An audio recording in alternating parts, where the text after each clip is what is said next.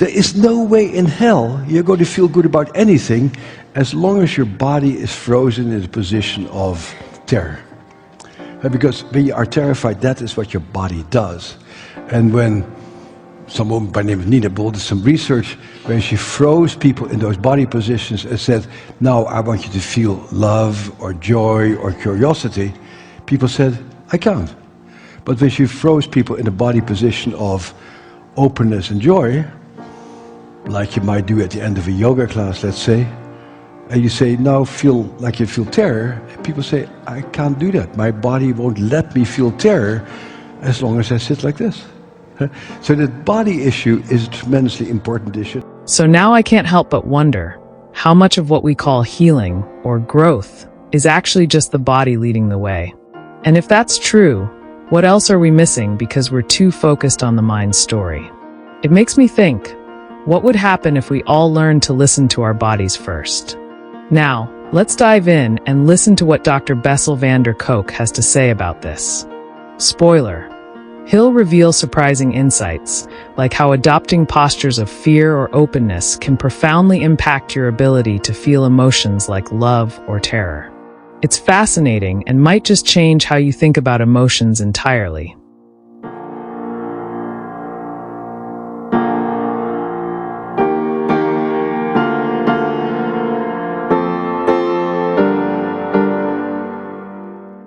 This morning, I talked earlier about how we see things in front of our face, like there's running people in New York. And as therapists, we leap over what we see, and we go into inferring how they must feel. So here's an example of leaping over. So you ask most therapists, what do you see here? They say, oh, I see a very freaked out lady. But what you see actually is a person who sits like this. And now, when you work with Peter Levine or Pat Ogden, you know that it's important. But when you're sort of a traditional psychotherapist, as I was at the time, you sort of overlook that. And it was only when I started to experience what it's like to sit like that I thought, this is not irrelevant. And so some of you are spontaneously doing it already, but sit like this for a second. Sit like this. And now say, I really love being at the networker conference. And there is no way in hell you're going to feel good about anything as long as your body is frozen in a position of terror. Because when you are terrified, that is what your body does. And when some woman by the name of Nina Bull did some research where she froze people in those body positions and said, now I want you to feel love or joy or curiosity, people said, I can't. But when she froze people in a body position of openness and joy, like you might do at the end of a yoga class, let's say, and you say, now feel like you feel terror, people say, I can't do that. My body won't let me feel terror as long as I sit like this. So the body issue is a tremendously important issue, and I'm delighted that this is an issue that comes up here at the network. But then the question becomes, how can you change that? Because, like most therapists, I guess, I was better to the story and the tale that people were telling me. And I thought that was important. So Steve works with this lady, and then the next clip is of the same person at the beginning of her third session, so after 2 sessions of EMDR.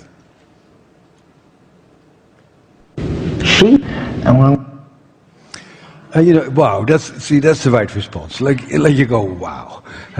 And I went, wow. I was irritated with Steve for being another one of these EMDR fanatics who was trying to convert me to a strange cult. And I go, wow.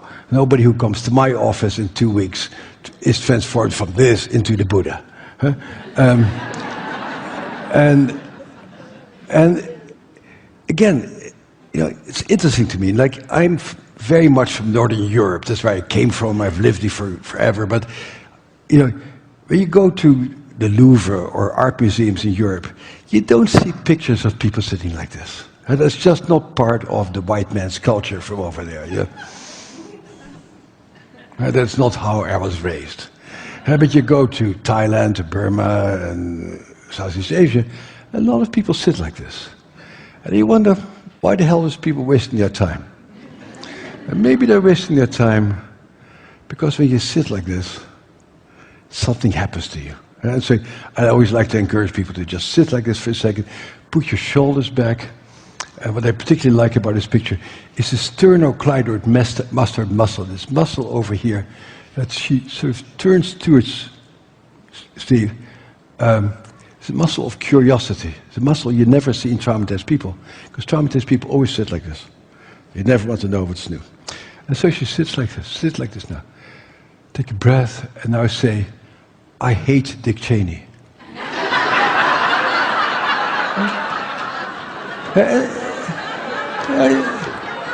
It doesn't work.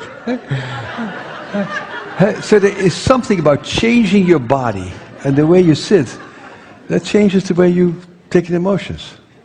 It's very helpful. You ever have one of those moments where you realize you've been missing something so obvious? It's almost embarrassing?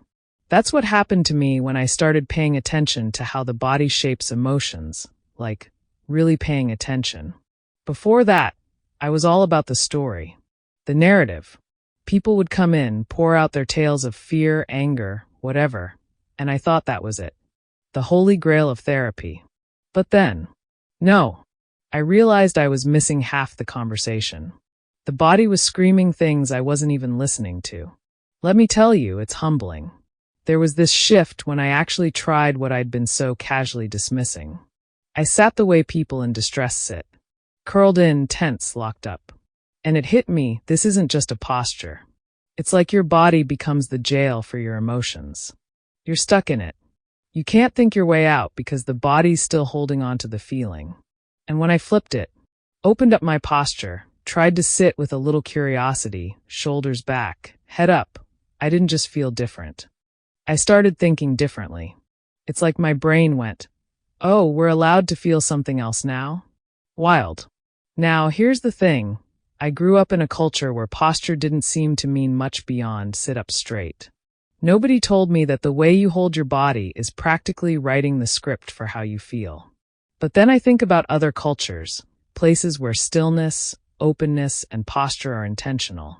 They've known this for centuries, and we're over here thinking it's just about willpower or mindset. What's really crazy is how quick the change can be. I've seen it with clients, heck, I've felt it myself.